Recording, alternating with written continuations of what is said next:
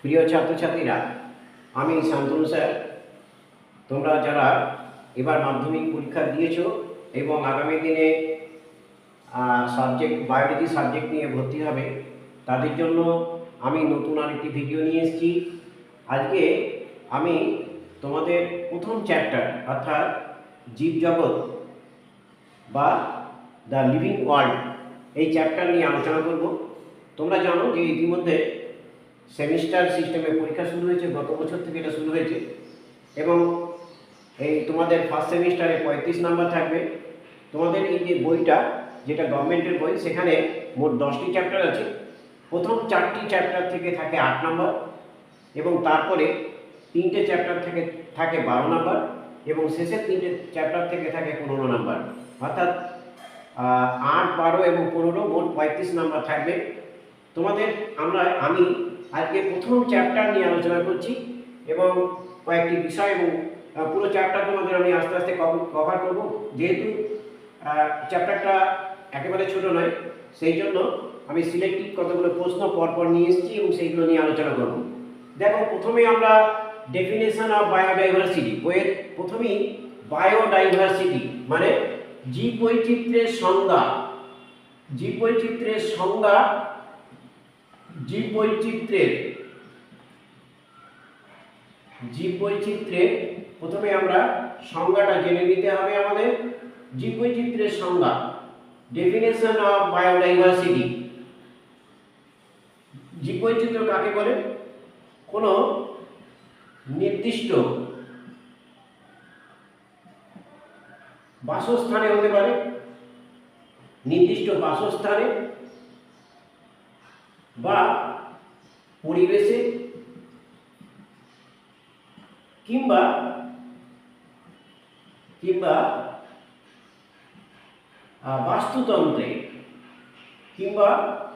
বাস্তুতন্ত্রে জীবের মধ্যে যে বিভিন্নতা দেখা যায়, জীবের মধ্যে যে বিভিন্নতা দেখা যায়, জীবের মধ্যে যে বিভিন্নতা দেখা যায় তাকে জীববৈচিত্র্য বলে।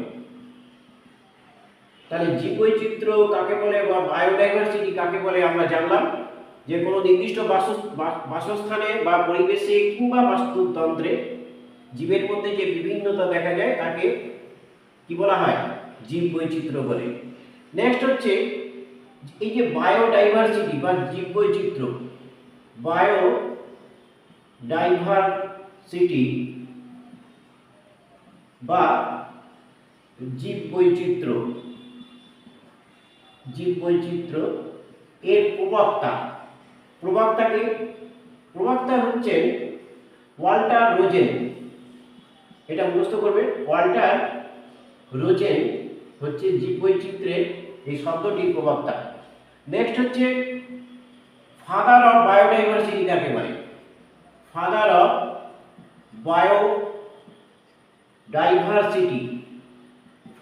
বায়োডাইভার্সিটি হচ্ছে উইলসন,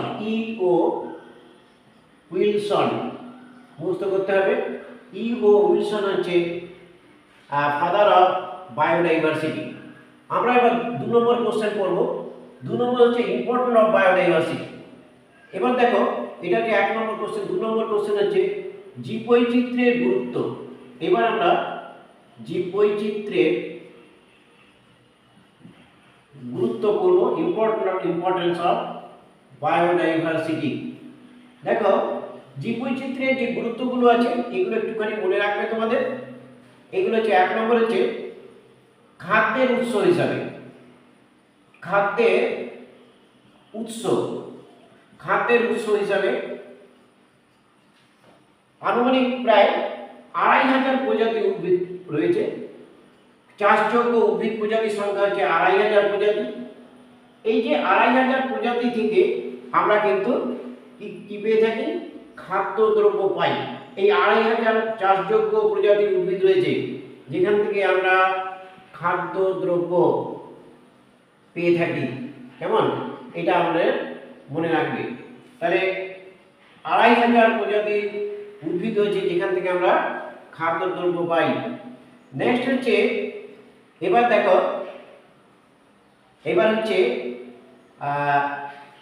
ড্রাগ এবং ওষুধ প্রস্তুতিতে। ড্রাগ এবং ঔষধ, ঔষধ হিসাবে জীববৈচিত্র্যের গুরুত্ব রয়েছে।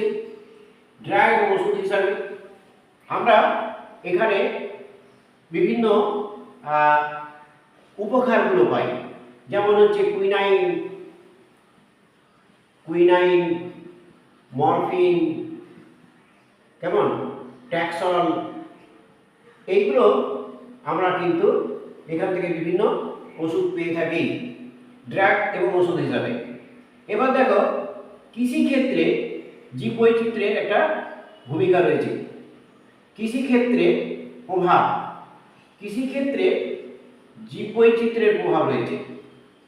কৃষিক্ষেত্রে জীববৈচিত্র্যের প্রভাব, আমরা একটি প্রজাতির নাম আমরা করতে পারি, যেটি হচ্ছে আলুর মধ্যে দেখতে পাই। এটার নাম হচ্ছে সোলানাম, সোলানাম টিউবারসাম, সোলানাম টিউবারসাম, সোলানাম টিউবারসাম একটি আলু প্রজাতির মধ্যে জিনগত বৈচিত্র্য আমরা এখানে কিন্তু আমরা এটা জিনগত বৈচিত্র্য লক্ষ্য করি। জিনগত বৈচিত্র্য লক্ষ্য করা যায়। তাহলে জিনগত বৈচিত্র্য কোথায় লক্ষ্য করা যায়? আলু প্রজাতির মধ্যে, সোলানাম। এবার দেখো 4 নম্বর, তাহলে প্রথমে খাদ্যের উৎস হিসাবে ড্রাগ ওষুধ প্রস্তুতিতে এবং কৃষিক্ষেত্রে প্রভাব। অর্থনৈতিক গুরুত্ব একটি দেখবো আমরা, অর্থনৈতিক গুরুত্ব। অর্থনৈতিক গুরুত্বের ক্ষেত্রে আমরা একটি ব্যাকটেরিয়ার কথা উল্লেখ করতে পারি। ব্যাকটেরিয়াটার নাম হচ্ছে থার্মাস অ্যাকুইটিকাস। এই থার্মাস অ্যাকুইটিকাস একটি উষ্ণ প্রস্রবণে বসবাসকারী ব্যাকটেরিয়া এবং এই ব্যাকটেরিয়া থেকে প্রাপ্ত একটা উৎসেচক পাওয়া যায়। প্রাপ্ত উৎসেচকের নাম হচ্ছে ট্যাগ পলিমারেজ। ট্যাগ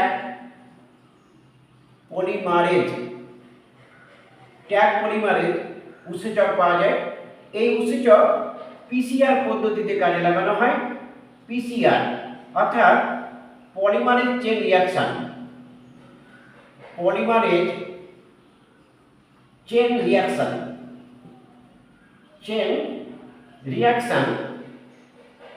রিঅ্যাকশন পদ্ধতিতে এই উৎসেচককে ব্যবহার করা হয় ডিএনএ রেপ্লিকেশনের জন্য।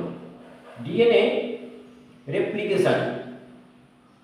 রেপ্লিকেশনের জন্য ব্যবহার করা হয়, ব্যবহৃত অর্থাৎ এই যে অর্থনৈতিক গুরুত্ব ক্ষেত্রে আমরা বললাম থার্মাস অ্যাকুইটিকাস, এটা কিন্তু একটি জীবাণু। এই জীবাণু মানে ব্যাকটেরিয়া, একটি উষ্ণ প্রস্রবণে বসবাসকারী ব্যাকটেরিয়া, যেটি 80 ডিগ্রি সেন্টিগ্রেড তাপমাত্রা বেঁচে থাকতে পারে। এই উৎসেচককে ব্যবহার করা হয়, এখান থেকে প্রাপ্ত উৎসেচক হচ্ছে ট্যাগ পলিমারেজ, যা পিসিআর পদ্ধতিতে ব্যবহার করা হয়।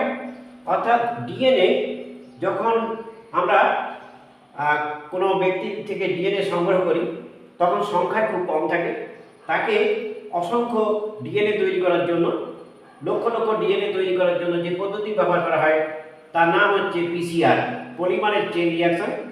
এটা ব্যাখ্যা তোমাদের ক্লাস 12-এ আছে। অর্থাৎ এই পদ্ধতিতে থার্মাস অ্যাকুইটিকাস একটি ব্যাকটেরিয়া থেকে প্রাপ্ত ট্যাগ পলিমারেজ উৎসেচক ব্যবহার করা হয়। তাহলে এইগুলো আমরা মোটামুটি একটা জানলাম। এরপরে আরও কিছু আছে, পরিবেশ সুরক্ষায় জীববৈচিত্র্যের গুরুত্ব আছে, এগুলো একটু দেখে নেবে। তাহলে আমরা এই দুটো প্রশ্ন সম্বন্ধে জানলাম। এবার আমরা যেটা জানবো সেটা হচ্ছে টাইপস অফ, 3 নম্বর প্রশ্ন, টাইপস অফ বায়োডাইভার্সিটি। দেখো জীববৈচিত্র্যের যে প্রকারভেদ, টাইপস অফ বায়োডাইভার্সিটি, জীববৈচিত্র্যের প্রকারভেদ, জীববৈচিত্র্যের প্রকারভেদ আমরা টাইপস অফ বায়োডাইভার্সিটি পড়ছি। একে জীববৈচিত্র্যকে তিন ভাগে ভাগ করা হয়েছে। কি কি দেখো, এক হচ্ছে জিনগত বৈচিত্র্য,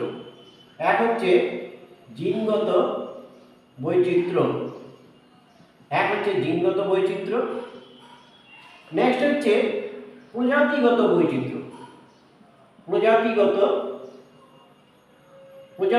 বৈচিত্র্য, আর তিন হচ্ছে বাস্তুতান্ত্রিক বৈচিত্র্য। ইংরেজিতে একে কি বলে? জেনেটিক, একে বলে জেনেটিক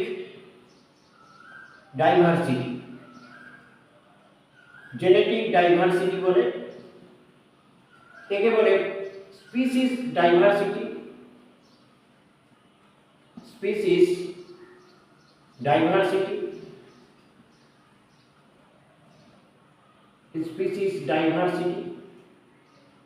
আর বাস্তুতান্ত্রিক বৈচিত্র্য হচ্ছে ইকোলজিক্যাল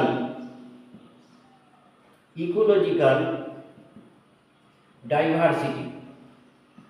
আমরা জিনগত বৈচিত্র্য কাকে বলে? জিনগত বৈচিত্র্য হচ্ছে একটি প্রজাতির মধ্যে জিনের রূপভেদ, একটি প্রজাতির মধ্যে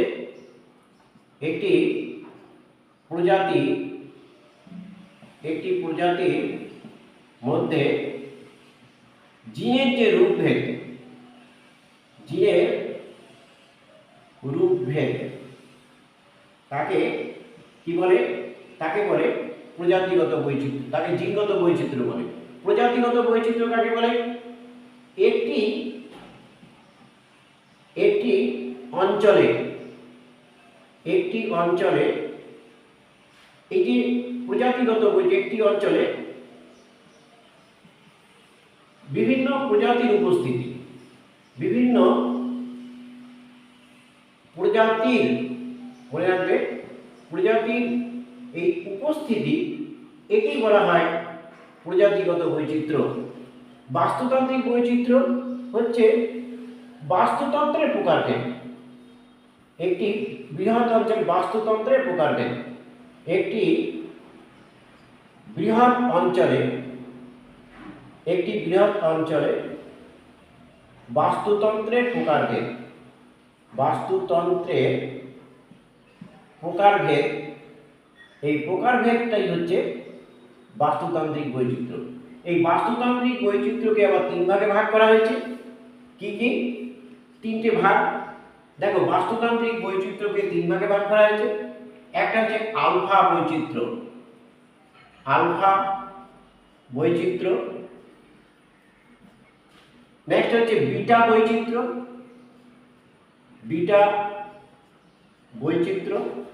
এবং হচ্ছে গামা বৈচিত্র্য। আলফা, বিটা এবং গামা। আলফা বৈচিত্র্য মানে কি? একটি ক্ষুদ্র বাসস্থানে প্রজাতির বৈচিত্র্য, প্রজাতির যে বৈচিত্র্য, সেটি হচ্ছে আলফা বৈচিত্র্য। বিটা বৈচিত্র্য কি? দুটি ভিন্ন বাসস্থানে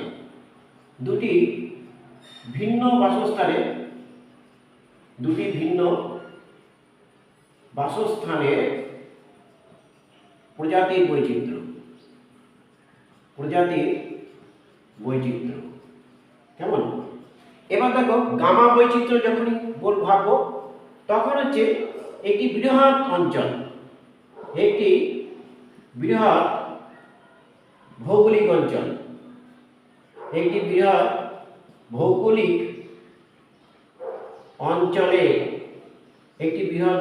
অঞ্চলে ভিন্ন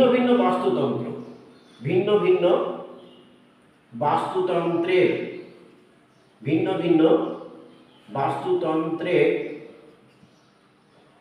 বিভিন্ন বিভিন্ন জীব প্রজাতির বৈচিত্র্য। তাহলে এটা মুখস্থ করবে, নিশ্চয়ই বুঝতে পেরেছ।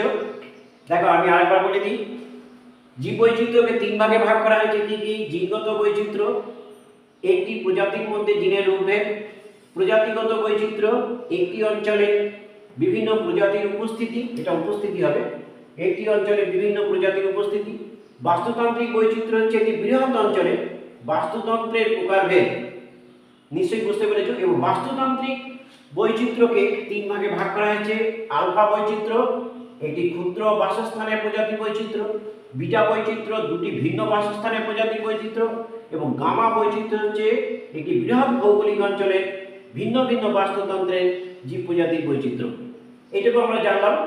এরপরে আমরা পরের প্রশ্ন চলে যাব। পরের প্রশ্ন দেখো, পরের প্রশ্ন হচ্ছে ডেফিনেশন অফ ট্যাক্সোনমি। ট্যাক্সোনমি তোমরা 9 এ পড়েছো। ট্যাক্সোনমি ট্যাক্সোনমি কথা, ট্যাক্সোনমি মানে কি? ট্যাক্সোনমি মানে হচ্ছে এটা হচ্ছে বিন্যাস বিধি। এখানে ট্যাক্সোনমি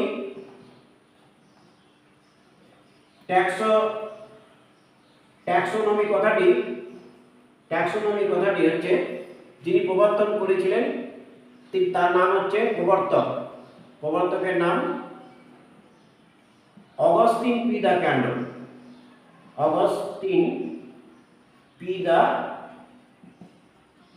ক্যান্ডল। ইনি প্রবর্তন করেছিলেন, একজন সুইডেনের বিজ্ঞানী। ট্যাক্সোনমি কাকে বলে? ট্যাক্সোনমি হচ্ছে সংজ্ঞাটা একটু জেনে রাখতে হবে। জীববিজ্ঞানের যে শাখায়, দেখো জীববিজ্ঞানের যে শাখায় জীবের শনাক্তকরণ, নামকরণ এবং শ্রেণীবিন্যাস নিয়ে আলোচনা করা হয়।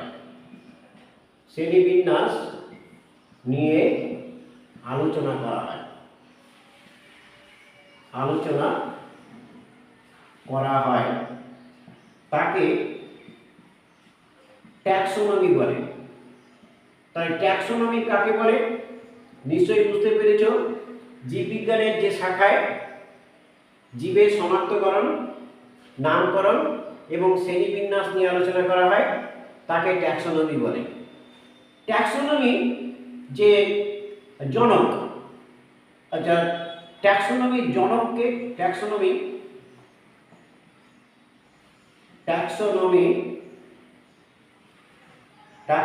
জনক কাকে বলে? ট্যাক্সোনমির জনক বলা হয় ক্যারোলাস লিনিয়াসকে।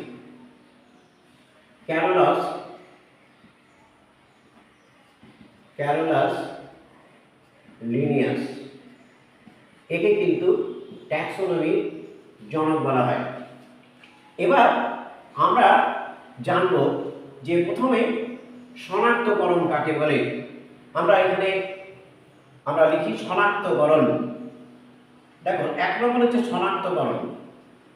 শনাক্তকরণ কাকে বলে? শনাক্তকরণ মানে হচ্ছে আইডেন্টিফিকেশন কাকে বলে? আইডেন্টিফিকেশন কাকে বলে আমরা জানব। শনাক্তকরণ হচ্ছে যে সকল বৈশিষ্ট্যের ভিত্তিতে, যে সকল বাহ্যিক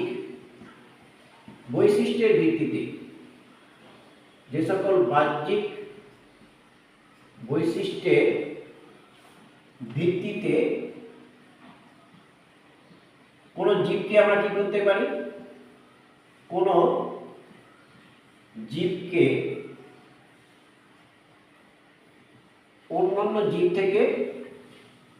অন্যান্য জীব থেকে আলাদা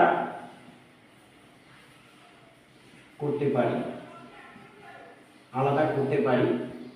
মানে আলাদা করে চিনতে পারি, আলাদা করে চিনতে পারি। কেমন? তাহলে নিশ্চয়ই বুঝতে পেরেছি যে সকল বাহ্যিক বৈশিষ্ট্যের ভিত্তিতে কোনো জীবকে অন্যান্য জীব থেকে আলাদা করে চিনতে পারি তাকে শনাক্তকরণ বা আইডেন্টিফিকেশন করে। নেক্সট হচ্ছে শনাক্তকরণের পরে কি করতে হবে? নামকরণ করতে হবে। নামকরণ মানে কি? নামকরণ হচ্ছে নোমেনক্লেচার। নোমেনক্লেচার নামকরণ মানে হচ্ছে নোমেনক্লেচার। নোমেনক্লেচার কাকে বলে? অর্থাৎ এই যে গোষ্ঠীভুক্ত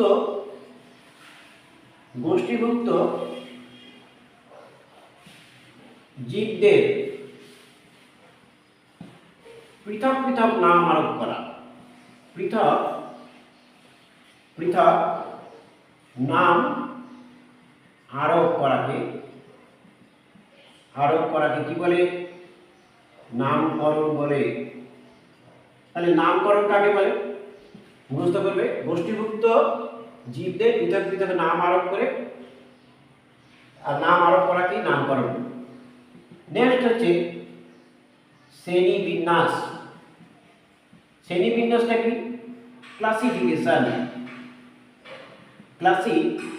ক্লাসিফিকেশন কাকে বলে আমরা জানব। শ্রেণীবিন্যাস বা ক্লাসিফিকেশন। শ্রেণীবিন্যাস হচ্ছে এই যে জীবদের বৈশিষ্ট্যগুলি, জীবদের যে বৈশিষ্ট্যগুলি পারস্পরিক সাদৃশ্য এবং বৈসাদৃশ্যের ভিত্তিতে, সাদৃশ্য এবং বৈসাদৃশ্যের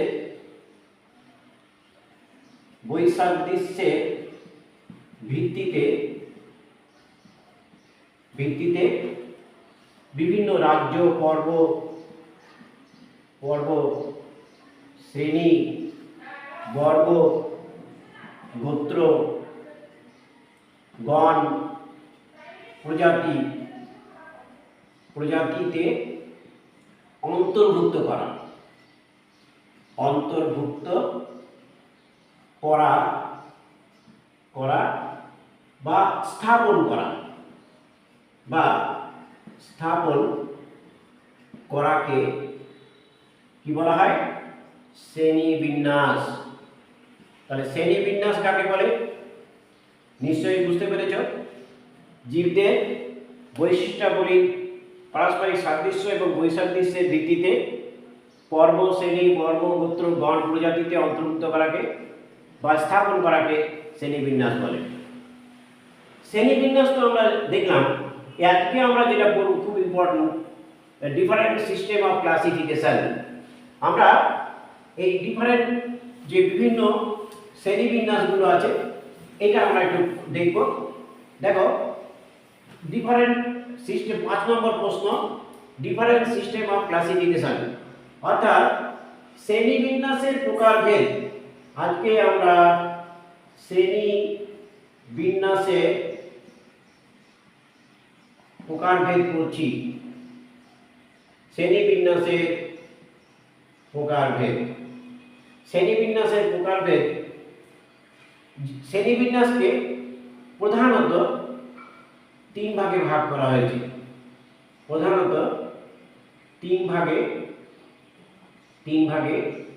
ভাগ করা হয়েছে। কি কি? দেখো, আমরা আজকে সেটা করব। 3টে ভাগ হচ্ছে শ্রেণীবিন্যাসের। এক হচ্ছে শ্রেণীবিন্যাসের যে ভাগ, এক হচ্ছে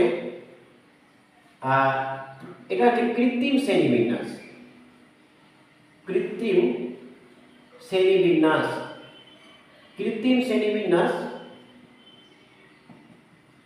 এক হচ্ছে কৃত্রিম শ্রেণীবিন্যাস, 2 হচ্ছে প্রাকৃতিক শ্রেণীবিন্যাস।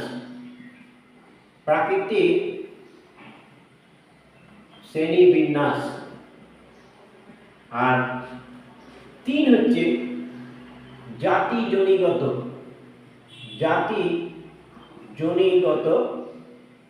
শ্রেণীবিন্যাস। তাহলে শ্রেণীবিন্যাস কয় প্রকার? 3 প্রকার, 3 ভাগে ভাগ করা হয়েছে। কৃত্রিম শ্রেণীবিন্যাস, প্রাকৃতিক শ্রেণীবিন্যাস এবং জাতিজনিগত শ্রেণীবিন্যাস। কৃত্রিম শ্রেণীবিন্যাস এর প্রভাবটা কে কে? দেখো, কৃত্রিম শ্রেণীবিন্যাস হচ্ছে ক্যারোলাস লিনিয়াস। এগুলো একটু মনে রাখতে হবে, মুখস্থ রাখতে হবে। ক্যারোলাস লিনিয়াস, সিসাল পিনো, সিসাল পিনো এবং থিওফ্রাস্টাস। এই 3 জন বিজ্ঞানী কৃত্রিম শ্রেণীবিন্যাসের প্রভাবটা। নেক্সট হচ্ছে প্রাকৃতিক শ্রেণীবিন্যাস। এটা বেনথাম ও হুকার। নেক্সট হচ্ছে জাতিজনিগত শ্রেণীবিন্যাস। এটা যারা এর প্রবক্তা তারা হচ্ছে অ্যাংলার। নেক্সট হচ্ছে প্র্যান্টন এবং পার্কার কেমন? এবং এই শ্রেণীবিন্যাসের যিনি সমর্থন করেছিলেন তিনি, মনে রাখবে এটা খুব ইম্পর্টেন্ট, হ্যাচিনসন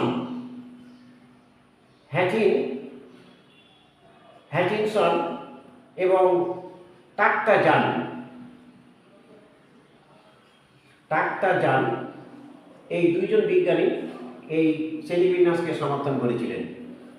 দেখো, কৃত্রিম শ্রেণীবিন্যাস এই পদ্ধতিতে জীবকে তার অল্প কয়েকটি বৈশিষ্ট্যের উপর জীবকে শনাক্ত করা হয়েছিল। অল্প কয়েকটি বৈশিষ্ট্যের ভিত্তিতে জীবকে শনাক্ত করা হয়। অল্প কয়েকটি বৈশিষ্ট্যের ভিত্তিতে জীবদের শনাক্ত করা হয়। জীবদের কিন্তু শনাক্ত করা হয়েছিল, শনাক্ত করা হয় কেমন? ফলে এই পদ্ধতিটা তাৎক্ষণিক শনাক্ত করা যায়, অর্থাৎ তাৎক্ষণিকভাবে জীবকে শনাক্ত করা যায়।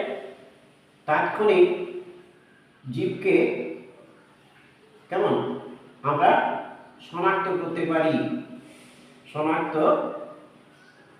পারি। তাহলে তাৎক্ষণিকভাবে কোনো জীবকে আমরা শনাক্ত করতে পারি যে পদ্ধতির সাহায্যে, সেটা হচ্ছে এটা। কিন্তু সম্পর্ক নিরূপণ করা যায় না, অর্থাৎ জীবদের মধ্যে সম্পর্ক নিরূপণ করা যায় না,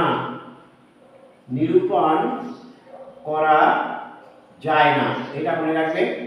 যেহেতু অল্প কয়েকটি বৈশিষ্ট্যের ভিত্তিতে জীবদের শনাক্ত করা হয়েছে, সেই জন্য তাৎক্ষণিকভাবে কোনো জীবকে আমরা শনাক্ত করতে পারি। কিন্তু বিভিন্ন জীব বা প্রতিটি জীবের মধ্যে আমরা যে সম্পর্ক, সেই সম্পর্কটা নির্ণয় করতে পারি না। তাহলে কৃত্রিম শ্রেণীবিন্যাস পদ্ধতির একটা অসুবিধা আছে। প্রাকৃতিক শ্রেণীবিন্যাস পদ্ধতি, এটি কিন্তু বেশি সংখ্যক অনেকগুলি বৈশিষ্ট্য নেওয়া হয়েছিল। এখানে কিন্তু অনেকগুলি বৈশিষ্ট্য নেওয়া হয়, অনেকগুলি বৈশিষ্ট্যের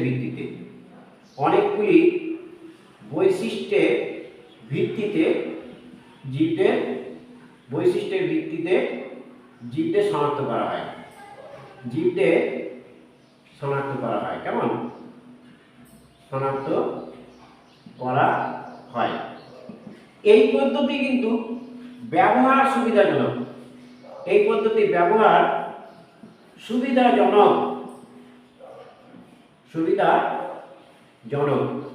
অর্থাৎ এই পদ্ধতির ব্যবহার এবং প্রয়োগ,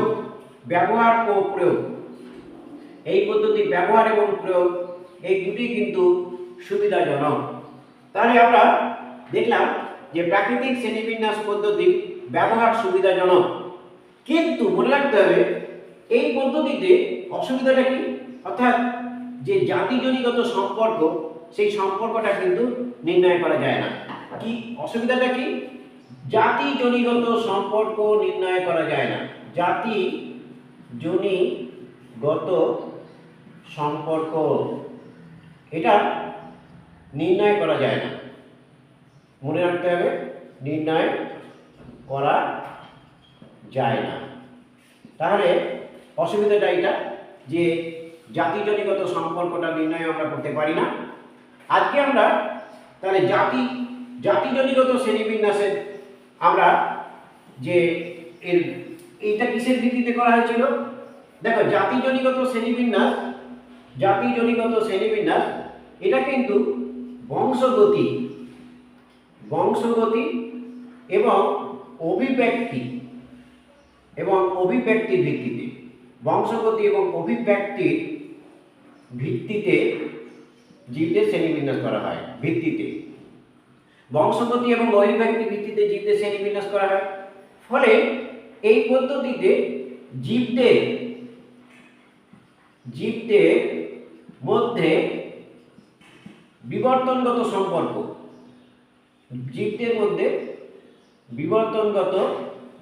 সম্পর্ক নিরূপণ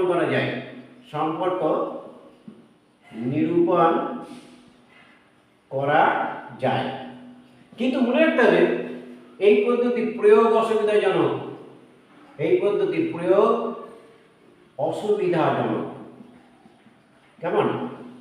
তাহলে আমরা এই শ্রেণীবিন্যাসের বিভিন্ন প্রকারভেদ আমরা জানলাম। আজকে আমরা 3 ডোমেইন অফ লাইফ এটা পড়ব। আমি পুরোটা মুছে দিই, নাহলে এখানে অসুবিধা হবে। আমি এটা মুছে দিচ্ছি। তাহলে 6 নম্বর যে কোশ্চেনটা 3 ডোমেইন লাইফ, এটা আমরা আজকে পড়ব। খুব ইম্পর্টেন্ট। এখানে দেখো, তোমরা এতদিন ধরে জেনেছো ক্যারোলাস লিনিয়াস, তোমরা নিশ্চয়ই এটা জেনেছো যে ক্যারোলাস লিনিয়াসের যে হায়ারার্কিগুলো কি? প্রথম হচ্ছে রাজ্য, ক্যারোলাস হায়ারার্কি, লিনিয়াস হায়ারার্কি। আমি একটু লিখে ফেলি, তাহলে তোমরা একটু বুঝবে। লিনিয়াস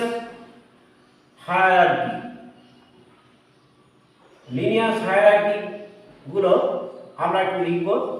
দেখো, লিনিয়াস হায়ারার্কি কি? রাজ্য, পর্ব, শ্রেণী, বর্গ, গোত্র, গণ এবং প্রজাতি। রাজ্য, পর্ব, শ্রেণী, বর্গ, গোত্র, গণ, প্রজাতি, এগুলো ইংরেজি নামটা একটু মুখস্থ রাখবে। কেমন?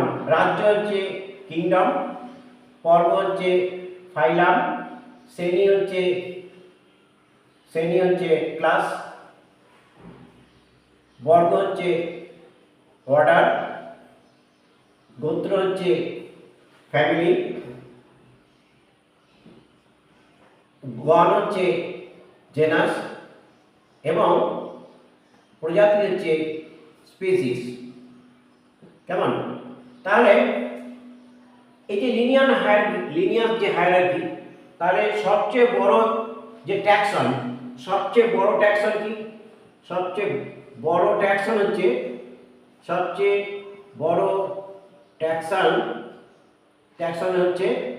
রাজ্য, এবং ছোট ট্যাক্সনটার নাম কি? ছোট ট্যাক্সনের নাম হচ্ছে প্রজাতি। কেমন? এটা তো আমরা ক্লাস 9-এ পড়েছি। অর্থাৎ এখানে দেখো, রাজ্য, পর্ব, শ্রেণী, বর্গ, গোত্র, গণ, প্রজাতি, এখানে এই 7টা ধাপ আছে। এই 7টি ধাপের মধ্যে সবচেয়ে বড় হচ্ছে রাজ্য এবং সবচেয়ে ছোট হচ্ছে প্রজাতি। যেটা আমরা আলোচনা করব সেটা হচ্ছে আধুনিক বিজ্ঞানে সবচেয়ে বড় ট্যাক্সনকে রাজ্য বলা হয়। সবচেয়ে বড় ট্যাক্সন হচ্ছে রাজ্য, কিন্তু আধুনিক বিজ্ঞানের ক্ষেত্রে এই শ্রেণীবিন্যাসে সবচেয়ে বড় ট্যাক্সন হচ্ছে ডোমেইন। আমরা এইটা নিয়ে আলোচনা করব। তাহলে আজকে আমরা যেটা আলোচনা করব সেটা হচ্ছে সবচেয়ে বড়, আজকে আধুনিক শ্রেণীবিন্যাসের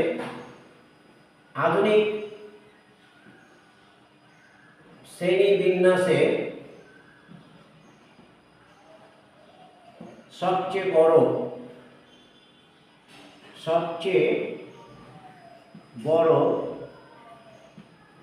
ট্যাক্সন, সবচেয়ে বড় ট্যাক্সন হলো ডোমেইন। ডোমেইন সবচেয়ে বড় ট্যাক্সন কি? ডোমেইন। ডোমেইন এর প্রবক্তাকে এই প্রবক্তা হচ্ছে প্রবর্তন করেন, প্রবক্তা হলেন কার্ল উস। এটা মনে রাখবে, মুখস্থ করবে। কার্ল উস ইনি হচ্ছে এই থ্রি ডোমেইনের প্রবক্তা, অর্থাৎ আধুনিক শ্রেণীবিন্যাসের সবচেয়ে বড় ট্যাক্সন হচ্ছে ডোমেইন। তিনি জীবজগৎকে তিনটি ডোমেইনে ভাগ করেন।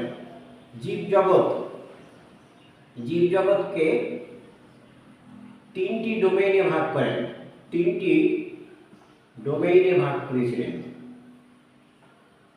ডোমেইন এ বিভক্ত করেন, তিনটি ডোমেইনে বিভক্ত করেন।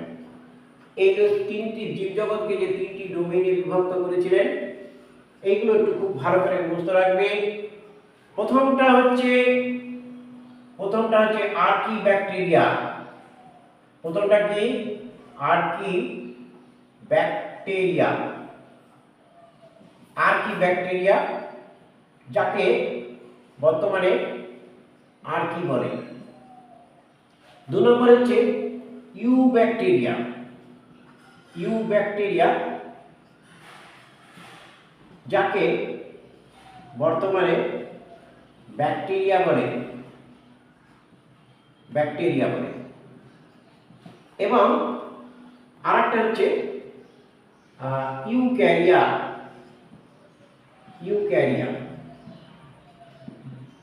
বা বর্তমানে একে ইউক্যারিওটস বলে।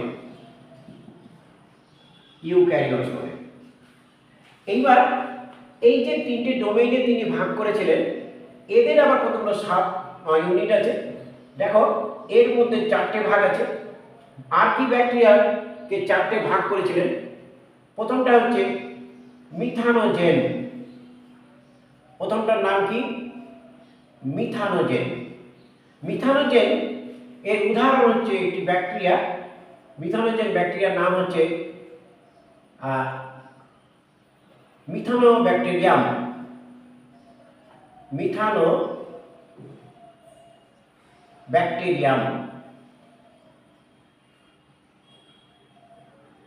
মিথানোব্যাকটেরিয়াম এই মিথানোব্যাকটেরিয়াম, এটা থেকে কিন্তু মিথেন উৎপন্ন হয়। অর্থাৎ এই কার্বন ডাই অক্সাইড আর জল, অর্থাৎ এখান থেকে হাইড্রোজেন নিয়ে মিথেন এরা তৈরি করতে পারে।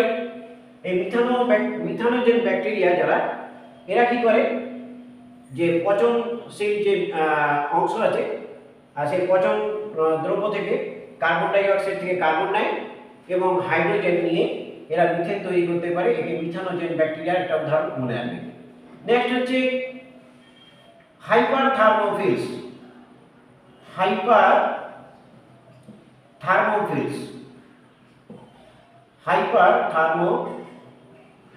হাইপারথার্মোফিলস এর উদাহরণটা কি? এর উদাহরণটা হচ্ছে থার্মোকক্কাস।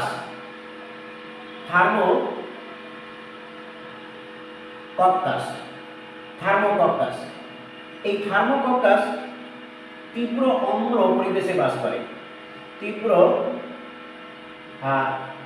এরা উষ্ণ 80 ডিগ্রি সেন্টিগ্রেড উষ্ণতায় কিন্তু বাস করতে পারে, উষ্ণতায় বসবাস করে। কেমন? এটা মনে রাখবে, বসবাস করে। নেক্সট হচ্ছে 3 নম্বর হচ্ছে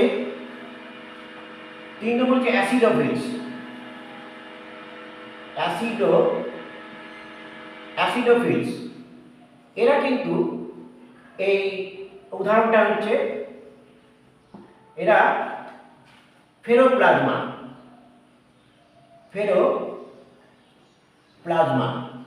এরা তীব্র অম্ল পরিবেশে, অর্থাৎ আম্লিক পরিবেশে বাস করতে পারে। বাস করে। কেমন, এটাকে মনে রাখবে, বাস করে। নেক্সট হচ্ছে 4 নম্বর হচ্ছে হ্যালোফিলস। হ্যালোফিলস হ্যালোফিলস এর উদাহরণ কি? এর উদাহরণ হচ্ছে হ্যালোব্যাকটেরিয়াম।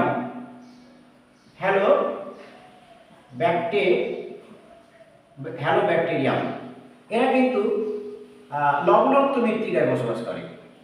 লবণাক্ত মৃত্তিকায় বা লবণাক্ত পরিবেশে বসবাস করে। লবণাক্ত পরিবেশে দেখা যায়। তাহলে আমরা দেখো 8টি ব্যাকটেরিয়ার উদাহরণ কি? মিথানোজেন, হাইপারথার্মোফিলস, অ্যাসিডোফিলস এবং হ্যালোফিলস।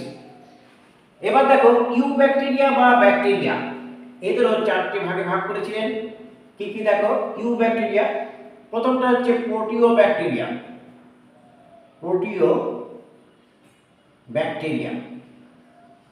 প্রোটিওব্যাকটেরিয়া এর উদাহরণটা হচ্ছে রাইজোবিয়াম।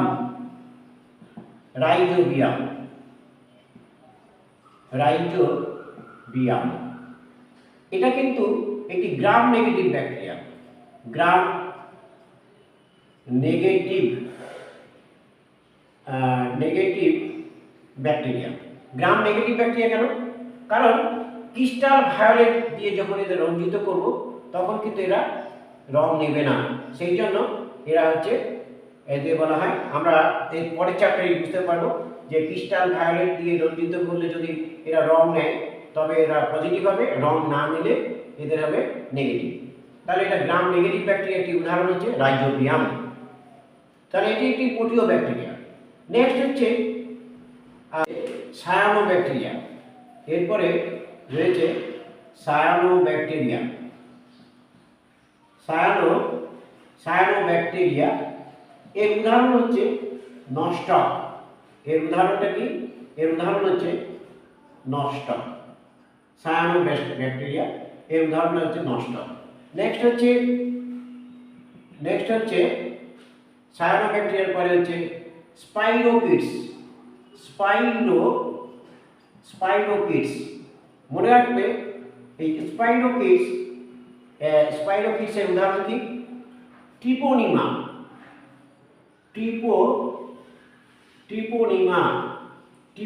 প্যালিডাম এর পুরোটার নাম।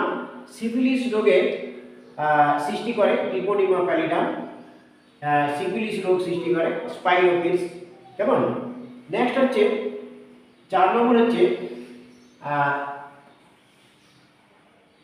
হচ্ছে ফার্মিকিউটস। 4 নম্বর হচ্ছে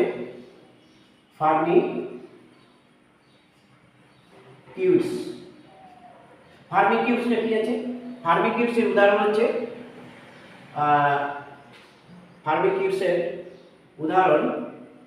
হলো ট্রিপোনিমা, হলো ফার্মিকিউটস হচ্ছে ক্লস্ট্রিডিয়াম হচ্ছে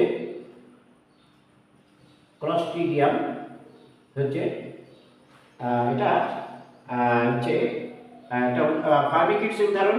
দেখো এটা গ্রাম নেগেটিভ ব্যাকটেরিয়া। স্পাইরোকিটস এটাও কিন্তু একটি গ্রাম নেগেটিভ ব্যাকটেরিয়া। কেমন? নেগেটিভ ব্যাকটেরিয়া, এবং এটা কিন্তু একটি গ্রাম পজিটিভ ব্যাকটেরিয়া। একটু মনে রাখবে। অর্থাৎ এই যে গ্রাম নেগেটিভ ব্যাকটেরিয়া লিখলাম, গ্রাম পজিটিভ ব্যাকটেরিয়া কাকে বলে? ক্রিস্টাল ভায়োলেট দিয়ে রঞ্জিত করলে যে সমস্ত ব্যাকটেরিয়া রঞ্জক ধারণ করে তাদের বলা হয় গ্রাম পজিটিভ। যারা ধারণ করবে না, রং নেবে না, তাদের গ্রাম নেগেটিভ ব্যাকটেরিয়া বলে। এবার আমরা ইউক্যারিয়া, এদেরও 4 ভাগে ভাগ করা হয়েছে। কি কি? প্রথমটা হচ্ছে প্রোটিস্টা হচ্ছে অ্যামিবা। উদাহরণ কি? প্রোটিস্টার উদাহরণ হচ্ছে অ্যামিবা। 2 হচ্ছে এর মধ্যে আছে ফাঞ্জি হচ্ছে ছত্রাক। উদাহরণ হচ্ছে মিউকর হচ্ছে এটি ছত্রাক। 3 নম্বর হচ্ছে প্লান্টি। প্লান্টি প্লান্টি হচ্ছে উদ্ভিদ। উদাহরণ, একটা উদাহরণ আমি দিচ্ছি, অনেক উদাহরণ রয়েছে। ম্যান্ডিফেরা। ম্যান্ডিফেরা হচ্ছে একটি উদ্ভিদ। প্রাণী, একটি হচ্ছে অ্যানিমালিয়া। অ্যানিমালিয়া।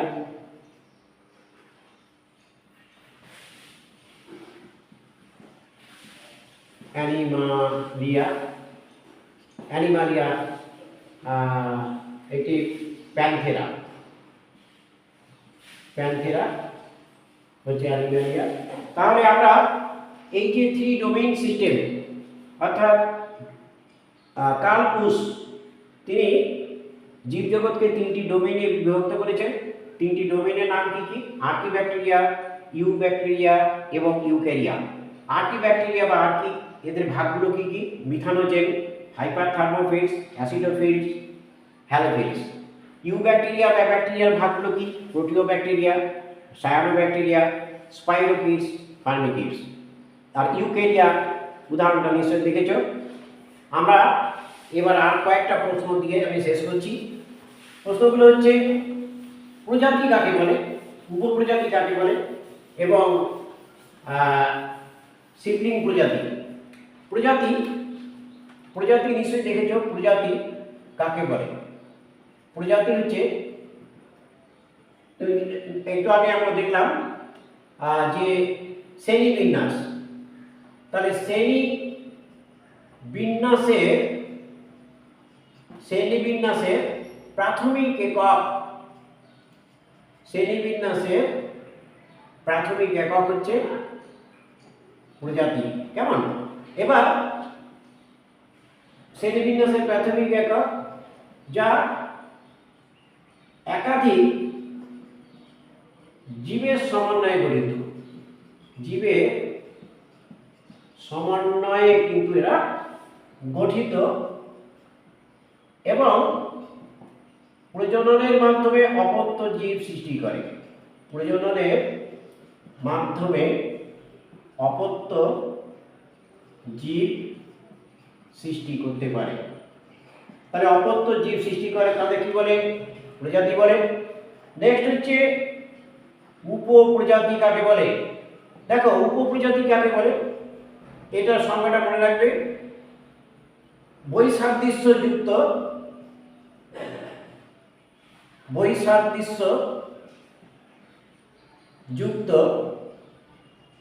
দুটি প্রজাতি, বৈসাদৃশ্যযুক্ত দুটি পপুলেশন লেখো, দুটি পপুলেশন, বৈসাদৃশ্যযুক্ত দুটি পপুলেশন যারা অন্তঃপ্রজননের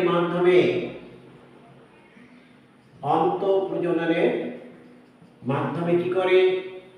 তাহলে বৈসাদৃশ্যযুক্ত দুটি পপুলেশন যারা অন্তঃপ্রজননের মাধ্যমে জিনের আদান প্রদান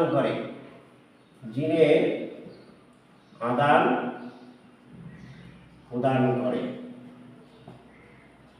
তাকে বলে উপপ্রজাতি। এবার আরেকটা, এটা কিন্তু খুব ইম্পর্টেন্ট, সিবলিং প্রজাতি কাকে বলে? সিবলিং প্রজাতি হচ্ছে, এটা মুখস্থ রাখতে হবে, বৈসাদৃশ্যযুক্ত দুটি পপুলেশন যখন জননগতভাবে বিচ্ছিন্ন হয়ে যায়,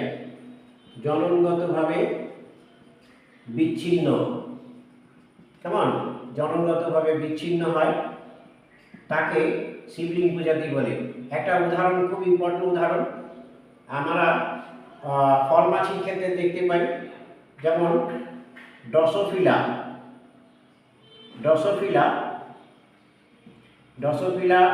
পার্মিসিলিস। ড্রসোফিলা পার্মিসিলিস একটা ফল মাছি। এরা আরেকটা প্রজাতি আছে, ড্রসোফিলা সিউডোস্পুরা।